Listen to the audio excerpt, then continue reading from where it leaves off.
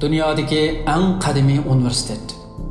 Al-Qaravin Universiteti UNESCO'ning qarori va Guinness Dunyo rekordiga asosan dunyodagi eng qadimiy oliy ma'rif organi va dunyodagi tunji davolash o'rni nomini olgan universitet bo'lib qolgan. U hozirgacha to'xtab qolmay davom qilmoqda. Tarixchilar uni dunyodagi eng qadimiy universitet deb qaraydi. Marokashning Fas shahridagi Al-Qaravin Universiteti milodiy 859-yili bir musulmon ayol boy savdogarning ilg'or tarbiya ko'rgan qizi Fatima al-Fihri tarafidan madrasa, masjid binosi sifatida qurilgan. Ayni chog'da Al-Qaravin Universitetiga Marokash va islom dunyosining g'arbiy qismi bo'lgan G'arbiy Afrikaning markaziy joylaridagi o'quvchilar kelib o'qigan. Hatto ba'zida Iroq, O'rta Osiyodan kelib o'qiganlarmi bo'lgan. Mazkur universitet Al-Qaraviy masjidiga qarashliq ma'rif organi bo'lib, universitet masjid silingandan keyin u yerda dars va klassik suhbat halqasi shaklida o'qitishni boshlagan. Keyin u islom dunyosining oltin davridagi ma'naviy va ma'arif markazlarining biriga aylangan. Marokash tarixchisi Muhammad al-Muminiyning so'ziga qaraganda, Al-Qaravin masjidi 1147-yillarga kelguncha faqat masjid bo'lgan bo'lsa, 1269-yillardan keyin masjid ham universitetning funksiyasini unumli yurgizgan. Alfred Bell va Evarist Levi Provencal qatorliq kishilar Marivit davridan, ya'ni 1244-1465 yillardan Al-Qaravin masjidiga universitet unvonini bermaydi. Al-Qaravin universiteti yana dunyodagi maxsus ilmiy tadqiqot va unvonlarni kashf qilgan tunji ilmiy organ bo'lib hisoblanadi.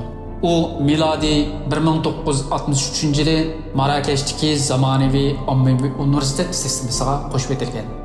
Al-Qaravin universiteti va milodiy 971-yili silingan Azhar universiteti dunyodagi eng burunqi oliy maktablar deb qaralayotgan bo'lsa-mu, Uyg'ur tarixidagi Sochiya madrasasi kam deganda Azhar universitetidan chorak asr ilgari qurilgan edi.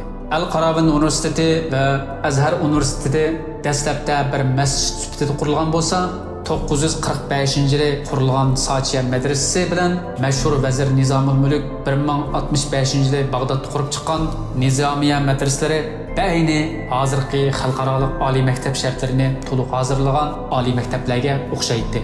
Yevropadagi oliy maktablar oradan 3 asr o'tgandan keyin ondan bas-basta qurilishga boshlab, 5 asr o'tgandan keyin ondan universallikda Sochiya madrasasi bilan Nizomiya madrasasiga tanglashishga boshlagan.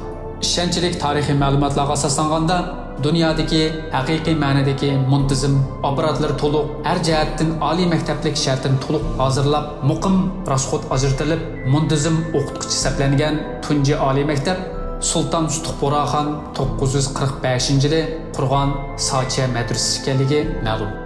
To'liq afsus, Uyg'urlar hozir dunyodagi bir mazgil unutilib ketgan va tarixiy meroslari ig'ir darajada bulan talon qilingan millat bo'lg'achqa, eng yomoni hozir dunyodagi boshqa millatlar bilan barobar bir mustaqil davrada bo'lmag'achqa, butun dunyodagi eng qadimgi tunji degandek rekordlarga loyiq bo'lgan sanoqsiz meroslari tegishli o'rin tepishdan mahrum qolmoqda. Milodiy 939-yili tunji turkum yaramliq izbosarlarni xalqimizga taqdim qilishni boshlab, 945-yili unumi ko'rilishga boshlagan. 1019-yildan toki 1212-yili kuchli xon tarafidan vayron qilinmoqchi bo'lgan 200 yilda Qaraxonlar davridagi dongliq olim ulamolar, harbiy va mulkiy amaldorlar har sohadagi hunar kasb egilarini tarbiyalab chiqib, Uyg'ur xalqining o'rta asrdagi shonliq davrini yaratgan, shunaqla İslamiyet tarixidagi tunji universal oliy maktab bo'lgan Sochiya madrasasi bugun xalqimizning esidan ko'tarilib ketish xavfida turmoqda. Kelgusi 1000 yilda uda faxrlangudek olimlarimizdan Husayn ibn Xalaf, Yusuf Xasajev, Mahmud Kashig'ari, Abdug'offur Damulla, Alloma Alaydin Xutani qatorliq nomi o'chmas buyuk olimlar mushu Sochiya madrasasining o'quvchilari edi. Islom tarixidagi tunji turk islom davlatini 20-asrda tunji İslam Cumhuriyeti'ni, 10 yıldan keyinla tunji demokratik milliy cumhuriyetni qurib chiqqan xalqimiz 1000 yil burun dunyo tarixidagi tunji oliy maktab bo'lgan Sochiya madrasasini barpo qilgan edi. 1212-yili kuchli xon tarafidan vayron qilingan Sochiya madrasasining o'rniga 1255-yili Chag'atay xonligining Uyg'ur valisi Mas'ud Beg Mas'udiya madrasasini bino qilgan va uning yeniga Saodat kutubxonasini soldirgan. Ayni vaqtga nisbatan dunyoda oldin qator turadigan bu mashhur kutubxona 18-asrda Abboq xo'ja muridlari Qashqar hukmron bo'lgan mezgilda vayron qilingan bo'lib, kutubxonadagi kitoblar 3 kecha kunduz kuydirilgan.